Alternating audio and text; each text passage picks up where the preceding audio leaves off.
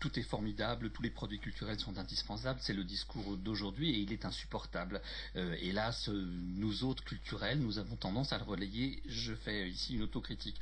Mais enfin, on peut vouloir refermer une époque, mais on peut aussi vouloir en ouvrir une autre. Vous nous dites tous les écrivains sont des nostalgiques, des mélancoliques professionnels. Je vous répondrai, Rabelais, Diderot n'étaient certainement pas des mélancoliques professionnels. Au contraire, si on applique le schéma de la critique marxiste à l'idéologie, on peut dire que les classes ascendantes sont par nature optimistes parce qu'ils ont le sentiment d'ouvrir une époque. Ceux qui se réfèrent au passé, y compris pour juger ce qu'il y a de plus déplaisant dans le présent, sont, excusez-moi du peu, des gens qui se sentent condamnés par l'histoire. Alors, si vous appliquez le marxisme de votre jeunesse à votre propre comportement, vous vous classerez d'office dans ces classes déclinantes qui ont le sentiment que l'histoire leur échappe.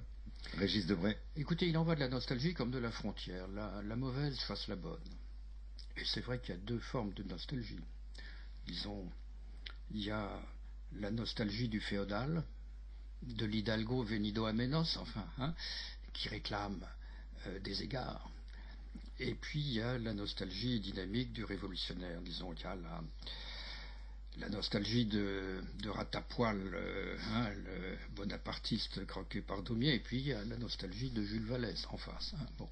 Donc ne confondons pas les deux choses. Bien entendu, je vous rends les armes. Et ce que vous dites de Diderot est vrai, même si, attention, Diderot n'a cessé de réfléchir sur l'histoire romaine. Mais c'est vrai qu'il y a des écrivains qui ouvrent des portes, mais on oublie toujours de dire que ceux qui ont ouvert les portes ont fait beaucoup de chemin avant d'ouvrir les portes. Je pense à Rimbaud. Rimbaud a mis 3 ans à écrire des vers latins. Je ne crois pas qu'il y ait un poète français qui a écrit plus de vers latins que Rimbaud. Et nous sommes tous d'accord qu'il a ouvert les portes de la poésie moderne.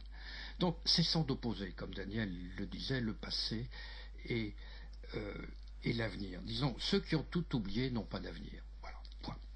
Daniel Salvage. Oui, il y a une chose qui m'a beaucoup plu dans votre livre, c'est l'éloge de la géographie.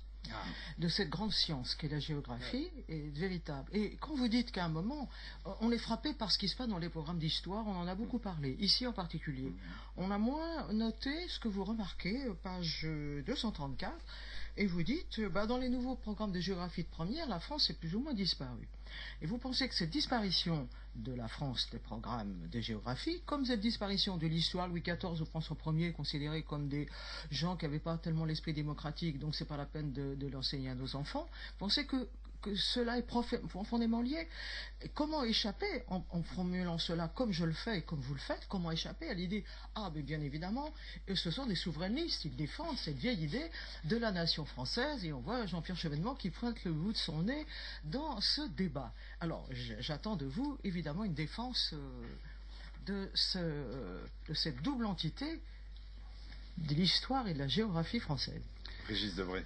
Oui, c'est à propos de Julien Gracq que je fais un éloge de la géographie et de Gracq géographe, écrivain du géo, écrivain du paysage, écrivain des morphologies du sol.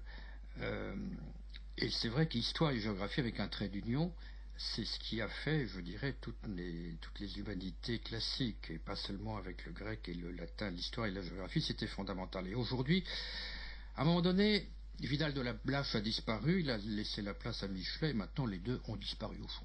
Aussi bien Vidal de la Blache que Michelet. Et pourquoi ? Parce qu'il y a eu ce phénomène étrange. On a d'un côté la planète et de l'autre le terroir. L'échelon intermédiaire a disparu. La nation. L'être géographique, disons, la personne géographique France, puisque c'est Michelet qui disait la France est une personne, et Vidal de la Blache lui a dit oui mais elle a des contours. Elle a des compteurs et des contours. Il faut les deux pour faire une nation. Et donc... éloge des frontières. Éloge des frontières. Et donc... Qui est le titre d'un de vos derniers livres. Et donc, il y a un vide. Il y a un vide. Et finalement, par le biais du mondialisme, on revient à Charles Maurras. C'est-à-dire à l'éloge... Petite patrie. À l'éloge de la petite patrie, à l'éloge régionaliste du terroir. Et l'Europe encourage le régionalisme. Bien entendu. C'est dans son programme. Et l'Europe produit du régionalisme. Elle détruit l'État-nation. Autrement dit, l'utopie européenne fait remonter toutes sortes d'archaïsmes. À chaque fois qu'un État-nation disparaît, il y a deux catégories qui en profitent, ce sont les clergés et les banquiers. C'est-à-dire les grands enracinements religieux ancestraux et la circulation de l'argent transfrontalier et sans concurrence. Donc il arrive que des utopies qui passent pour progressistes s'avèrent dans leurs conséquences réactionnaires. Alors il faudra la signer ou pas, la charte de reconnaissance des langues de France, des langues régionales, comme on y pousse la France depuis quelque temps et comme elle a refusé pendant quelque temps de le faire. Il faudra ou pas? Alors là, vous me posez une question difficile. Je vous réponds non, il ne faut pas la signer, mais je ne voudrais pas d'une république qui fasse omission ou destruction des particularités régionales.